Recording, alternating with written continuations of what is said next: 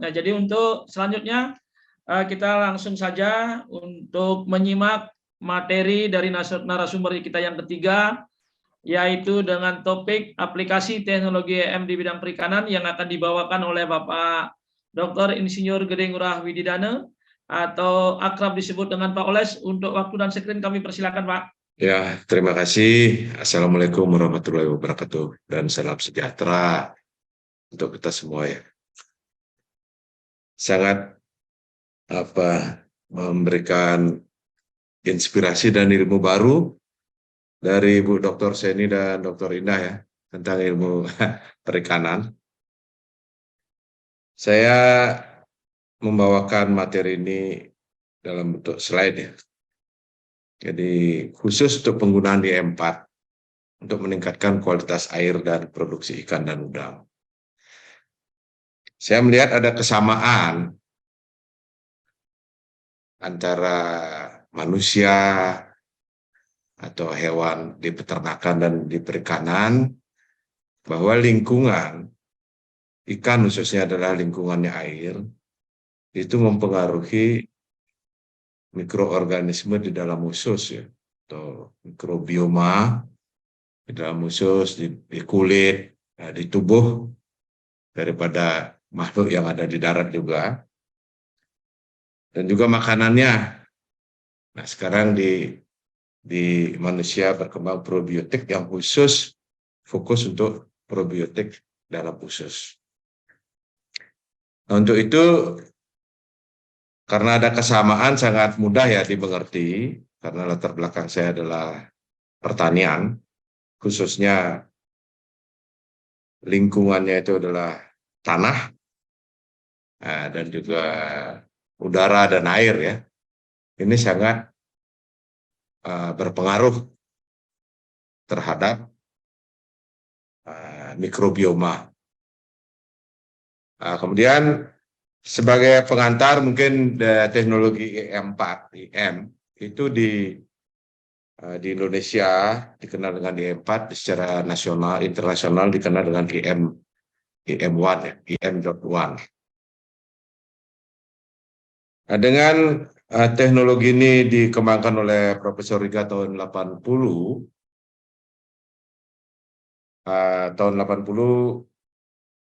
oleh Profesor Riga di Universitas Tokyo. Kemudian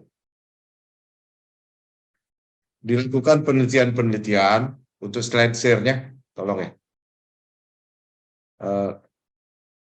Ya, oke.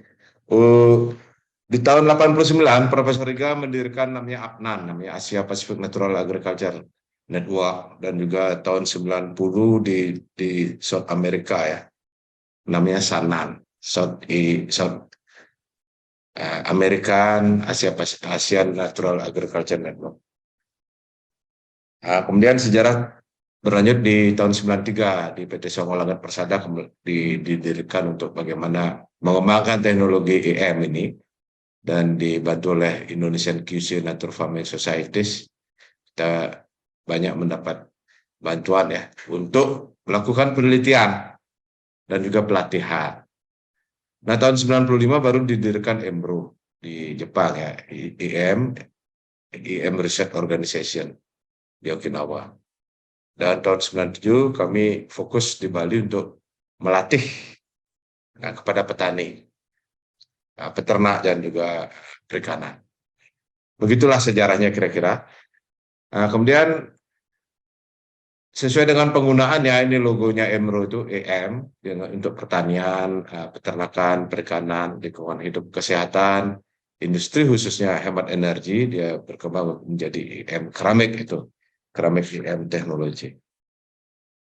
Nah, ini kandungan daripada EM itu adalah fokus di Lactobacillus, Saccharomyces, dan bakteri fotosintetik. Nah, di sini pada saat itu kita banyak fokus pada pertanian dan peternakan. Kemudian berkembang setelah tahun 2002-2003 itu mulai ada penelitian tentang perikanan, khususnya udang, karena ada ledakan virus ya, sakit virus di udang itu. Ini di Peru, itu penelitian daripada Ota ya dan Kinjo. Itu terlihat ada ledakan virus di tahun 9899, kemudian diteliti oleh Kinjo itu bahwa dengan perlakuan IM itu bisa ya menyembuhkan ya, setelah 1 tahun perlakuan IM itu produksi udang dari 1.400 kg per hektar kena virus, kemudian jadi 300 sampai 400, kemudian 1 tahun setelah perlakuan bisa menjadi 600 kilo. Kemudian ada harapan baru dengan perlakuan IM dan vokasi ya. Jadi fermentasi daripada dedak atau juga kotoran ternak yang difermentasi dengan IM untuk tanah dasar tambak. Jadi dengan ini kematiannya bisa ditekan, kemudian produksinya bisa ditekan, konversi makanannya bisa diturunkan sehingga lebih efisien. Jadi ada harapan baru. Ini begininya catatan penelitiannya dari Peru itu tahun 2003, dipublikasi di International Conference of QC Natural Farming yang ke-7. Nah, dilakukan penebaran 300 kg per hektar ya di tanah dasar tambak, yaitu vokasi, kemudian IM1 atau perbanyakan IM disemprotkan ke kolam air 100 liter per hektar dengan pemberian vokasi 15 kg dengan IM dengan 1,5 liter dan molas 1,5 liter, kemudian air 100 liter difermentasi selama 48 jam, diaplikasikan 10 liter per hektar untuk makanan fitoplankton. Kemudian IM 0,1% digunakan setiap hari ya, 50 liter per hari per hektar dengan sistem tetes. Jadi di sini hampir sejalan dengan penelitian yang tadi disampaikan, bahwa makanan udang yang diberi perlakuan IM dan juga air yang diberi perlakuan IM dapat menekan penyakit virus white spot ya, karena sangat keras sekali serangannya waktu itu sampai bisa menurunkan produktivitas sampai 75% ya. Sehingga setelah 1 tahun dicek itu ada kembali sehat ya, kolamnya sehat, ya, udangnya sehat. Kenapa hal itu bisa terjadi dan bagaimana cara kerja IM pada kolam dan udang? Pada saat itu belum bisa dijelaskan.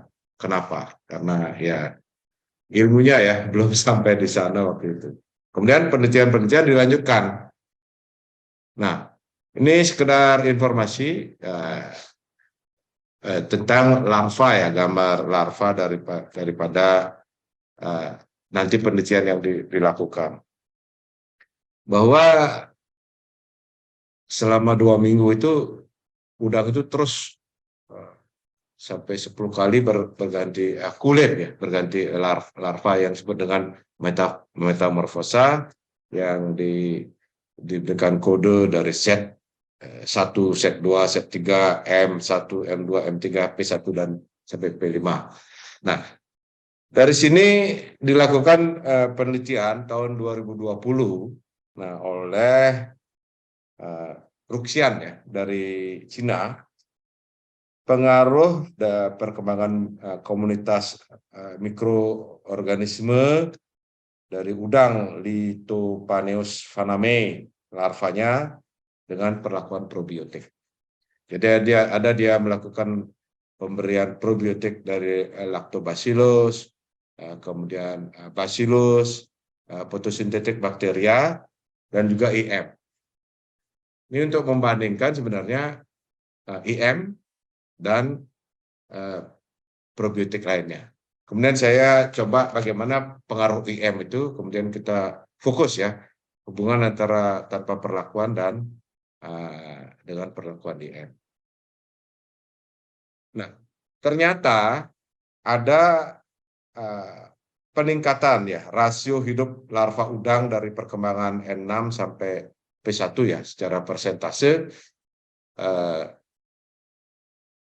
Rasio hidup larva itu meningkat ya dari Z1 kemudian Z2 Z3 semuanya ada peningkatan dengan pemberian konsentrasi IM 0,005%.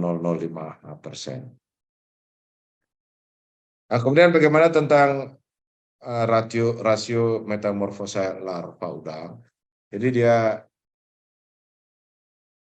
terjadi sukses dalam melakukan metamorfosis, tidak gagal ya, atau memberikan rasio yang lebih tinggi daripada kontrol dari 92 ke 93, 86 ke 88, kemudian 82 ke 89 sampai dari P1 sampai udang sudah berbentuk udangnya itu 76 jadi 86. Jadi 10% ya. Di sini ada sampai 10% peningkatannya. Jadi ternyata pemberian EM itu adalah bisa meningkatkan rasio metamorfosa. Nah, ternyata kenapa ini bisa terjadi? Dia hubungkan ya Ryuksiani itu dia menghubungkan antara polusi yang ada di air ya sebagai gini adalah amonium nitrat dan nitrat amonium ya. Ini terjadi perbedaan yang cukup signifikan di dalam fase larvanya itu. Jadi semakin air itu terkontaminasi oleh amonium, larvanya itu semakin kurang ya suksesnya bermetamorfosa atau rasio hidupnya juga menurun ya. Jadi ini sangat berhubungan ya dengan kualitas air yang dicek dengan kehadiran amonium dan nitrat di dalam air itu. Nah, kemudian ada juga hal yang menarik bahwa ada di dalam air itu terjadi perubahan mikroorganisme, jumlah mikroorganisme khususnya Vibrio. Jadi di dalam perlakuan IM itu jumlah bakteri Vibrionya yang ada di dalam air itu lebih rendah ya dibandingkan dengan kontrol. Kontrolnya itu cukup tinggi. Kemudian ada ini SA adalah Saccharomyces, kemudian PB photosynthetic bacteria, LA lactic acid bacteria, Lactobacillus, kemudian BA Bacillus. Jadi pemberian probiotik itu menekan jumlah Vibrio. Nah, inilah yang menyebabkan kenapa larva udang itu bagus metamorfosenya lebih bagus daripada kontrol. Kenapa larva udang itu lebih tinggi daya hidupnya atau mortalitasnya rendah. Kemudian ditekankan bahwa fungsi probiotik IM4 dalam perikanan oleh penelitian-penelitian yang dilakukan di luar negeri ya khususnya di Cina, kemudian di Peru, kemudian di Egypt itu bahwa penambahan ke dalam air atau ke dalam makanan udang dapat memperbaiki lingkungan ekologis air dan mengurangi penyakit yang ditularkan melalui air. Jadi pemberian probiotik itu sangat penting ya. Ini diketahui sekarang. Ini sebagai jawaban daripada penelitian yang dilakukan tahun 98-99 oleh Kinjo dan Ota. Ya inilah jawabannya bahwa probiotik di dalam air dan probiotik di dalam makanan itu sangat penting untuk kesehatan. Yang kedua, mempercepat pertumbuhan dan perkembangan ikan dan udang, seperti meningkatkan rasio penggunaan nutrisi, meningkatkan rasio hidup, dan menjernihkan kolam. Kemudian yang ketiga adalah mempercepat pertumbuhan dan perkembangan Pacific oyster. Ini sejenis kerang, jadi larva daripada Pacific oyster.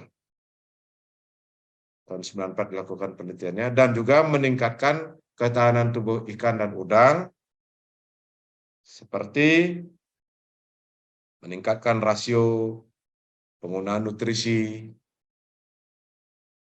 kemudian menghambat reproduksi bakteri patogenik. Ini fungsi daripada probiotik yang ada di dalam B4 itu adalah Lactobacillus, Saccharomyces, dan Heterozygote bakteria. Yang kelima adalah mengurangi polusi lingkungan selama proses aquaculture atau budidaya. Jadi polusi lingkungan di dalam air itu karena khususnya amoniak itu dia berkurang, dan juga oksigen yang terlarut menjadi lebih tinggi yang di dalam air. Dan yang keenam, mengurangi konsentrasi amoniak nitrogen dalam budidaya scallop atau kerang. Mengurangi nitrit, nitrogen, dan COD dalam kolam pembibitan kepiting, yaitu Chinese mitten crab, dan meningkatkan rasio metamorfosa.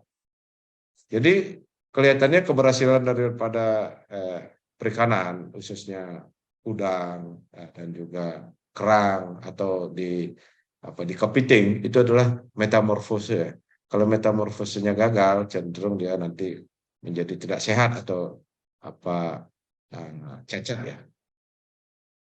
Kemudian yang kedelapan adalah meningkatkan parameter imun, termasuk proposistem, peroxinectin, penaiden, thioredoxin, lectin, hemocyanin, dan crustin, dan membantu menangkal serangan infeksi virus pada udang Pacific White. Ini kenapa bisa probiotik itu meningkatkan kesehatan, adalah imunnya meningkat. Karena imunnya meningkat itulah dia menjadi bagus. Parameter imun itu termasuk yang tadi adalah peroxinectin, penaiden, thioredoxin, dan lain-lain. Probiotik, dan dari FAO ditekankan lagi bahwa probiotik itu digunakan dalam dosis yang tepat untuk kesehatan binatang air, ikan, udang, karena berhubungan dengan keseimbangan mikroflora khusus binatang air.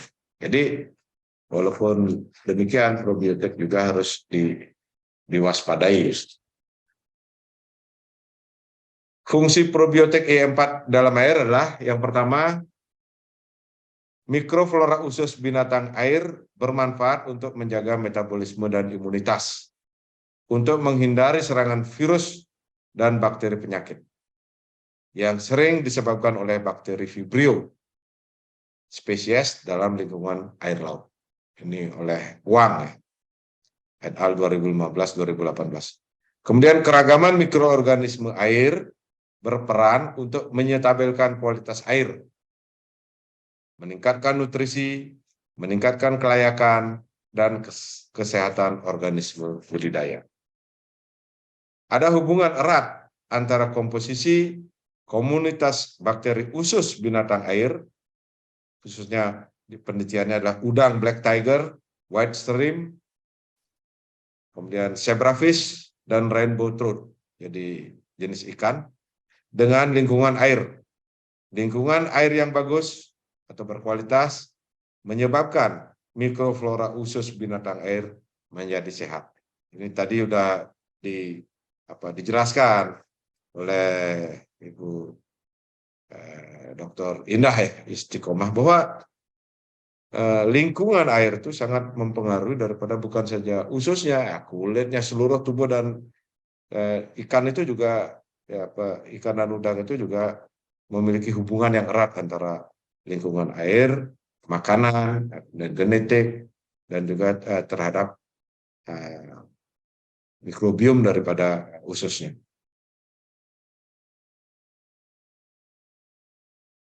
Nah, kemudian IM, Lactobacillus, Bacillus photosynthetic bacteria, dan Saccharomyces sebagai probiotik aquaculture. Jadi probiotik aquaculture itu banyak gini ya, tergantung daripada mikroorganisme yang digunakan. Khususnya probiotik yang bagus adalah dia bisa menyehatkan ikan, meningkatkan imun ikan, dan juga air itu juga kualitas air juga bisa bagus. Kesimpulan daripada penelitian Ruik Swan ya, et al. Tahun 2020 adalah perlakuan probiotik atau IM, Lactobacillus photosynthetic bacteria itu menurunkan jumlah Vibrio. Ini dalam penelitiannya ya pengaruh perkembangan komunitas mikrobial dalam udang Lithopenaeus vannamei larva dengan perlakuan probiotik.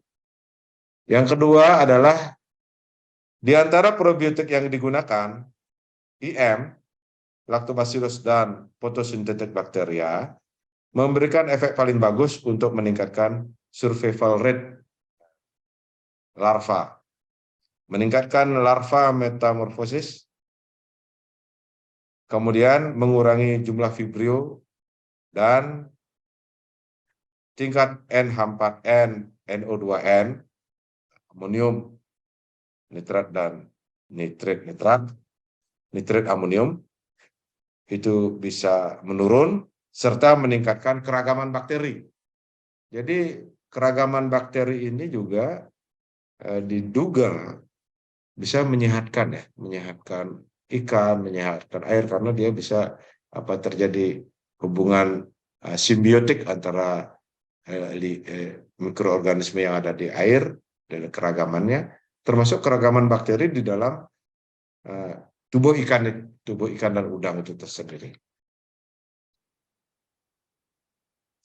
Penelitian selanjutnya dilakukan ya ini di Universitas Indonesia, yaitu dengan budidaya udang secara laboratorium dengan memberikan perlakuan 3 ml per liter, 5 ml per liter, dan 7 ml per liter EM ke dalam air tempat penelitian. Dengan kualitas air juga diteliti, pH-nya, kemudian suhu air, kemudian ukuran tangki dengan 40, 25, 30 dengan tangki, masing-masing tangki air itu diisi 20 udang muda dengan memberikan aerasi dan juga lampu, dan memberikan makan 4% dari berat tubuhnya, 4 kali makan ya, penelitiannya itu jam 7, jam 12, jam 4, dan jam 9 malam ya, jam 4 sore dan jam 9 malam.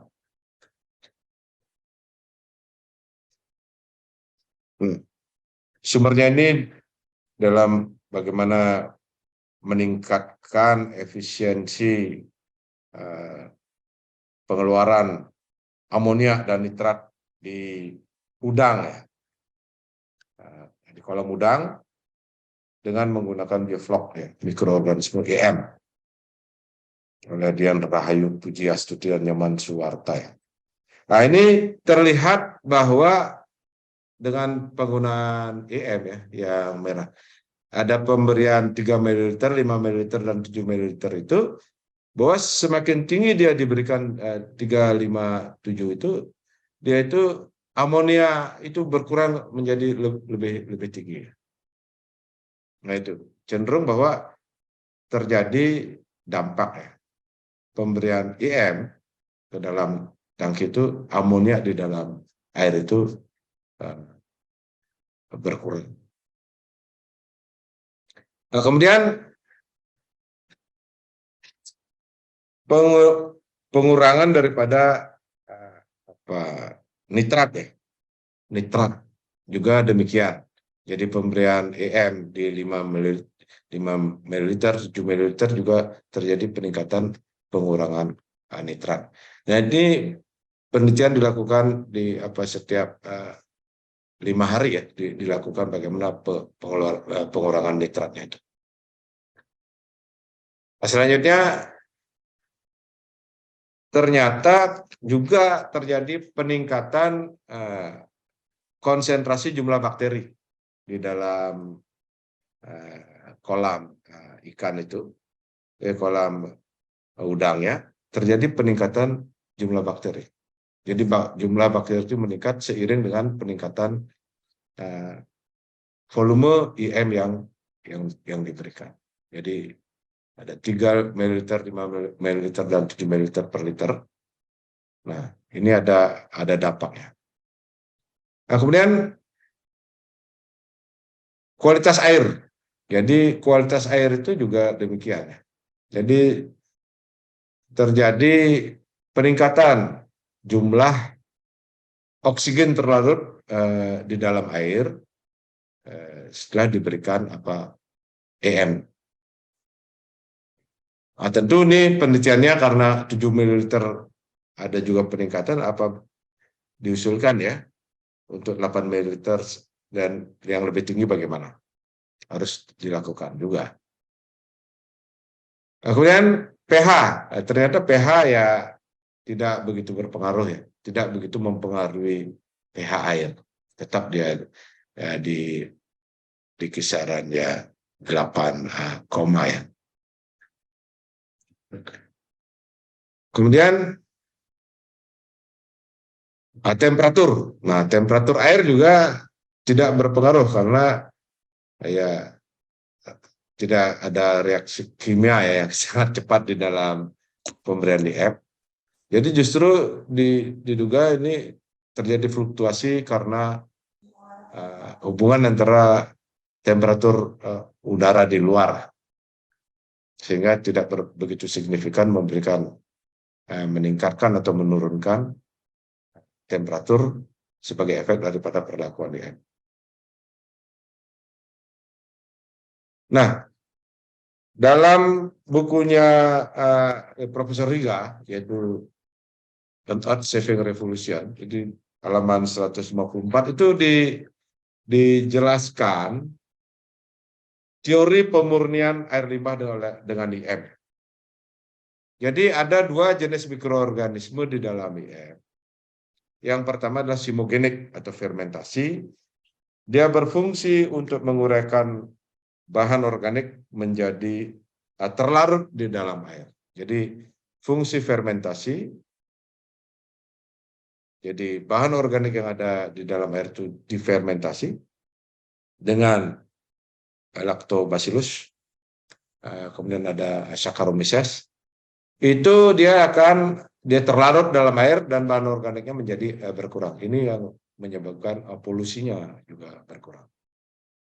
Dan hasil daripada fermentasi itu adalah banyak ya manfaatnya yang disebut dengan simogenic substance untuk kesehatan ikan, untuk jasa drainik yang ada di dalam air, dan juga bisa juga menjernihkan. Jadi salah satu zat yang dikeluarkan oleh hasil fermentasi itu adalah antioksidan. Antioksidan di dalam air itulah yang berfungsi menyehatkan, kemudian polusi lingkungan bisa berkurang. Kemudian mikroorganisme yang kedua adalah mikroorganisme sintetik atau menggabungkan molekul atau senyawa organik atau anorganik yang beracun menjadi tidak beracun. Jadi ada simogenik, ada sintetik.